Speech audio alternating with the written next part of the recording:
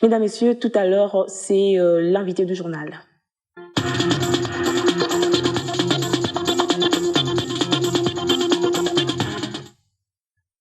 Je reçois sur ce plateau Monsieur Noël Botakile. Vous êtes professeur de droit public à l'UNIKIN et député national de la majorité présidentielle. L'actualité reste dominée ce jour par les discours du chef de l'État sur l'état de la nation, discours au cours duquel il a repris les recommandations fortes des assises nationales, donc les concertations nationales. Est-ce un sentiment pour vous, des satisfactions, de crainte ou encore il faudrait plus d'espoir pour ce pays? Madame, merci de l'honneur que vous me faites pour que nous puissions voir de près ce que peut susciter comme sentiment l'intervention cet avant-midi du chef de l'État au niveau du Congrès. En effet, c'est une satisfaction totale, si pas pleine, parce que je me suis réalisé que dans ces pays, il y a des personnalités politiques, d'hommes d'État comme notre chef de l'État qui tiennent à la parole et ils y arrivent. Et aujourd'hui, pour moi, ça a été au fait une manifestation d'une volonté politique de mon âge pas encore vécue. Et donc, je suis très satisfait. Et surtout que sur le plan académique, sa démarche nous a beaucoup inspiré beaucoup d'exemples pour la formation de jeunes universitaires congolais. Je suis académicien, j'enseigne la théorie, par exemple, du principe du privilège et du préalable.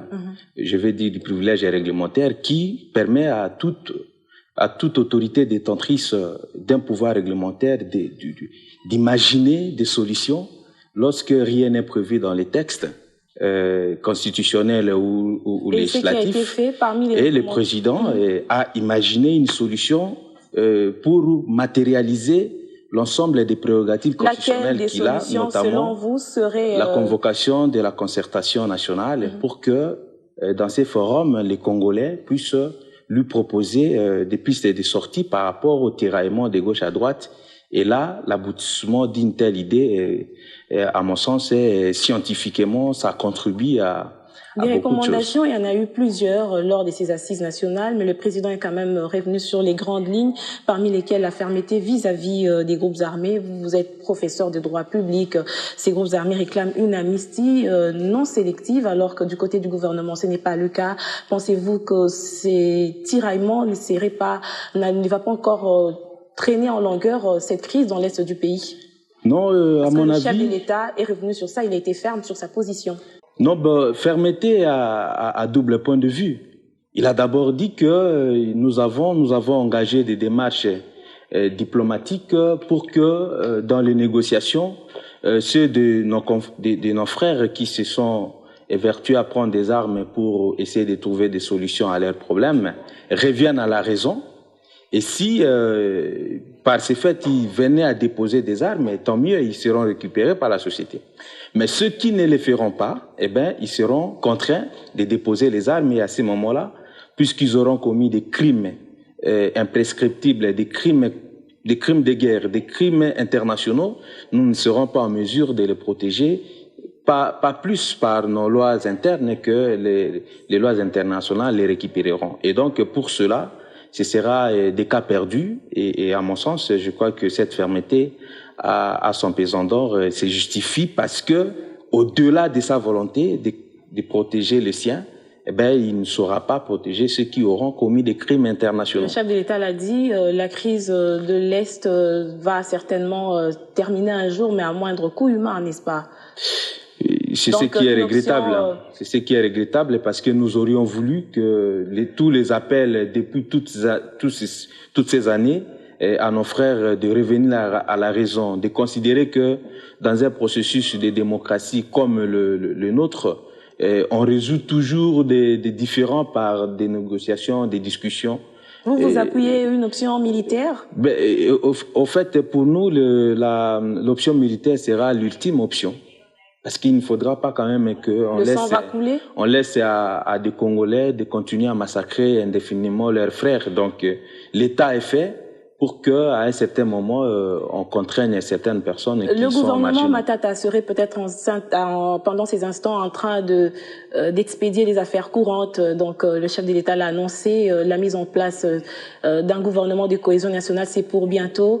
Et par rapport à la majorité présidentielle, vous allez maintenant diriger avec l'opposition, la société civile d'une part. Est-ce que cela ne met pas en cause l'exercice de la démocratie qui veut qu'il y ait un gouvernement et de l'autre côté, en face, une opposition? Non, les concertations nationales ont prouvé que tel était un prix à payer pour la cohésion nationale. Et donc, nous, de la majorité... Vous payez le prix, vous allez partager le pouvoir. Ben, au fait, pourquoi ne l'avoir nous pas allons fait avant? ouvrir le pouvoir, nous allons ouvrir le pouvoir à tous les compatriotes parce que tel est le prix pour la cohésion nationale. Parce que vous savez que dans un État classique, ceux qui dirigent, ce sont ceux qui ont gagné les élections et qui sont majoritaires au niveau du Parlement. Mais si chez nous, nous qui sommes majoritaires au niveau du Parlement, nous considérons que pour payer les prix de la paix, de la cohésion nationale, nous devons pas un échec de la part de la majorité présidentielle? Pas du tout, parce que au fait, la majorité présidentielle reste à sa place. Donc, vous n'avez pas un gouvernement qui prend des mesures qui ne sont pas prises en charge et supportées et soutenues par un Parlement majoritaire. Et donc, la majorité va servir aux besoins de la cohésion nationale et pour un tel gouvernement... On espère que l'objectif sera atteint, celui de la cohésion nationale, et qu'il n'y ait pas d'autres embûches par rapport au développement du pays avec cette décision. Non, pas du tout, parce qu'il s'agit d'un gouvernement d'ouverture. Oui, pouvez-vous conclure par rapport à notre entretien? Il reste acquis à la majorité, et donc nous allons contrôler les affaires de l'État, parce que après tout, c'est la majorité qui sera comptable. Et donc, je voudrais vraiment féliciter le président de la République et l'encourager à continuer à matérialiser ses idées et à écouter davantage, comme il en a l'habitude, tous les compatriotes pour que dans ces pays, la participation à la gestion de la chose publique devienne une règle et une valeur pour chacun d'entre nous. Noël Botakile, merci d'avoir répondu à notre invitation. Je rappelle que vous êtes député national et professeur de droit public à l'UNIKIN. Merci madame, merci beaucoup. C'était l'invité du journal.